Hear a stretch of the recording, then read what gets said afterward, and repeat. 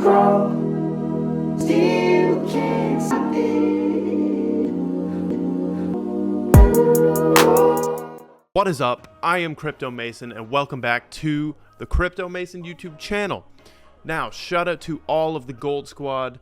We look for gold in every single aspect of our lives and we always find it every single time. Now, we've got a good video. As you can see, the title probably says something like flip the switch, because we have got a nice clip at the end of this video of a dude perfectly explaining what this flip the switch means. I've explained it in my own terms before.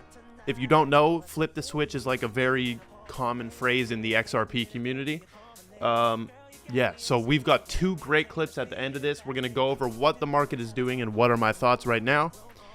My thoughts are currently, so look at Bitcoin first of all, 32,000. So basically yesterday we were going up and we tested 35K, as you can see right here. So, and we didn't break it and continue on. We actually just started on a pullback right here. Now we're at 32,000. So there's two options, okay? Either later this year we're going to 100K, or we're going to 80 to 100K. That's what I would say. Either later this year we're going to 80 to 100K, or the other narrative, which I actually like more, is that altcoins legitimately decouple, okay? Or the utility coins decouple. This is what I'm feeling and this is what I'm seeing right now. So either it continues like a normal thing, but I think this may be like an enigma, a special time, because there's various different factors that are making this a very special time and a weird time. So what if Bitcoin goes into a bear market and utility coins have their own bull market? Because we legitimately have not seen an altcoin season. It doesn't feel like it's been an altcoin season. It feels like it's been a shitcoin season and a meme coin season. That's what it feels like. And we always are using XRP. XRP pumps the last and it pumps the hardest. It hasn't even broken all-time high. It's basically got to like half of the all-time high. As you can see right here, it's like the local all-time high is $1.80 or something. $1.90, I think. So that's basically like almost half of the previous all-time high. Now, is that because of all the price suppression and the lawsuit? Is that because of that? We don't know. We can't know. So let's see. Stacks is number one. I used to do a lot of stuff with Stacks. Interesting. They're putting smart contracts on Bitcoin. We will see how that works out. And then we've only got Leo, which is like a Bitfinex coin. And then Theta Fuel, and the rest are stablecoins. So not much is up today as far as the top 100. Look at, I called it, Axie Infinity. If you were watching the damn live stream, I said this is unsustainable gains. And now that's down 17%. So basically you could have took that as a sign to sell. But that would be bad, because then you're taking financial advice. But let's move on. So we covered Bitcoin already. We tested 35K yesterday. And yeah, let's see what happens with that. Now, some news about USDC stablecoin backer Circle is going public in a $4.5 billion SPAC deal. So, will I be investing in Circle? I don't have no time for stocks. I'm sorry. I don't have, like, my stuff is already so confusing with keeping track of my crypto. I don't even care if I miss out on gains from Circle. But this is going public, so very interesting. We also had this news come out. This is regarding Robinhood trying to go public, right? Robinhood is trying to go public, and they're running into several different factors that are stopping them.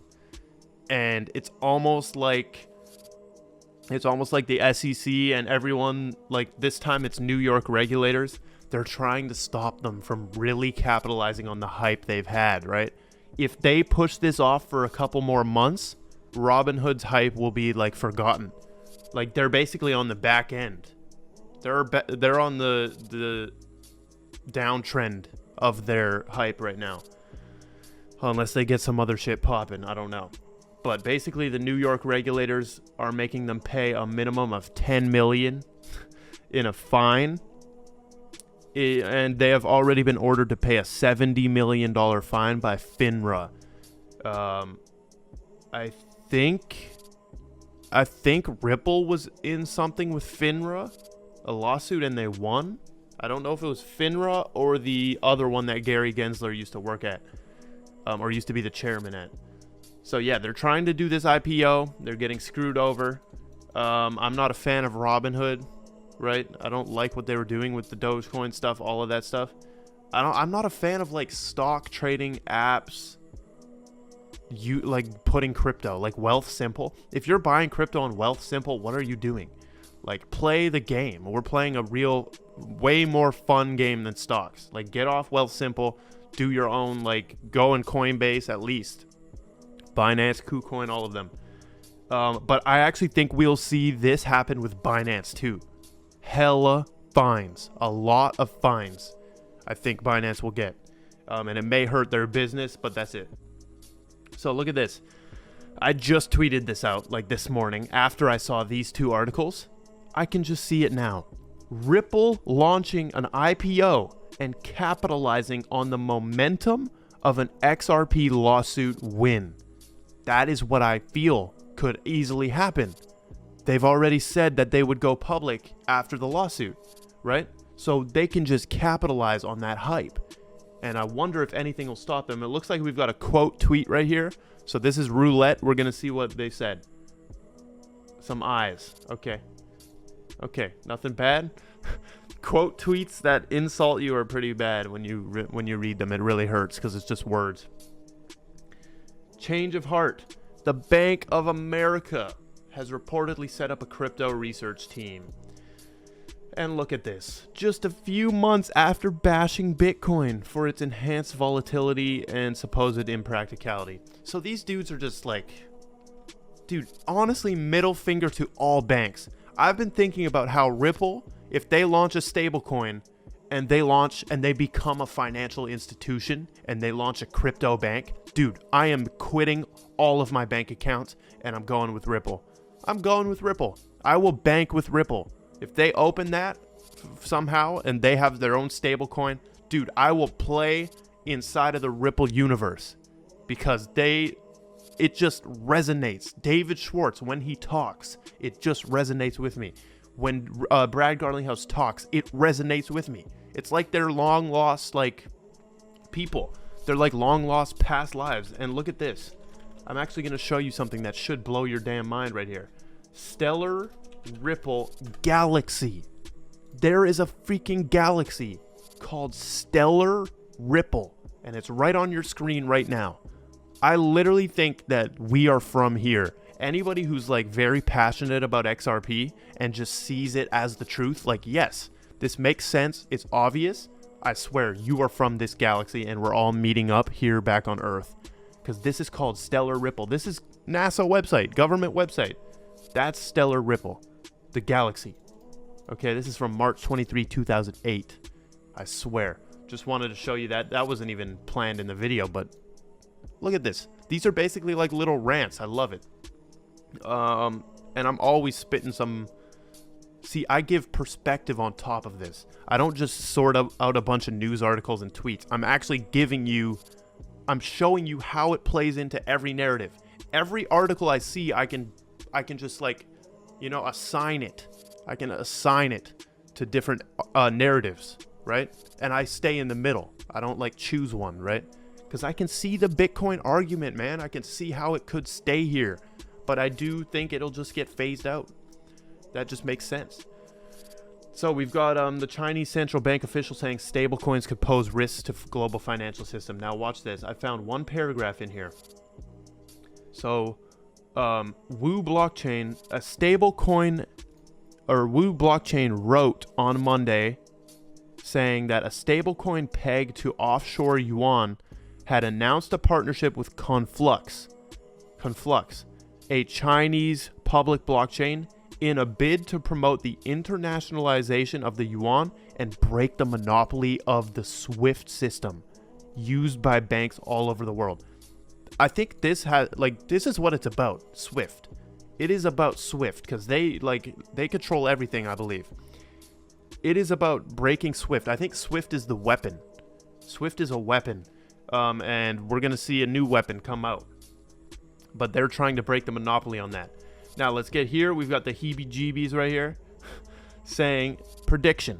Chainlink will switch from ERC20 to Hbar to increase speeds and lower fuel costs. Now, I feel this. I feel that everything should switch to Hbar. It doesn't make sense to be using ERC20, right? Like, is this just something where Bitcoin and ETH are going to be used for 20 years and then fade away? And if you're in Hbar or something like this, the quantum tech, if you're in those, you're just going to win? Because I'm cool with winning in 20 years still, man. Or 10. So we got Jordan Harry right here. Look at this. He's going to explain the flip the switch in a pretty good way. Pretty good way for beginners to understand. So this is what this video is mainly about. Flip the switch. It makes sense to me. I've explained it before. Once we get regulations, all of these banks will feel more comfortable turning on XRP and using a digital asset because it's regulated. But he's going to explain it. Let's listen up. I love this infograph, and I put it out on my Twitter because it relates to the whole idea that we've heard Ripple time and time again say they are laying down the pipelines. These little blue Ripple logos, shout out to the designer, is where RippleNet is available, and the green Ripple logos is where on-demand liquidity is available. So where is XRP actually flowing? And that is mainly in the APAC region. That's the beauty of this infograph. It reminds us that when we say flip the switch, we expect these little blue Ripple logos to start to go green. Whether it will happen all at once or whether we'll see what's happened so far is it will be place by place, country by country, continent by continent. We're yet to see. That's really exciting. See, that's a perfect way of explaining it right there. I don't think it'll be overnight, but it will be a slow process of just waking up all these banks. Now look at this clip. This is an old clip, but it's very important. The head of the central bank of central banks, which is the BIS, says that central banks will have total control on how you spend your money. Look at this clip. To the general use, we tend to establish the equivalence with cash. And there is a huge difference there. For example, in cash, we don't know, for example, who's using a $100 bill today. We don't know who is using a 1,000 peso bill today. A key difference with the CBDC is that central bank will have absolute control on the rules and regulations that will determine the use of that expression of central bank liability. And also, we will have the technology to enforce that.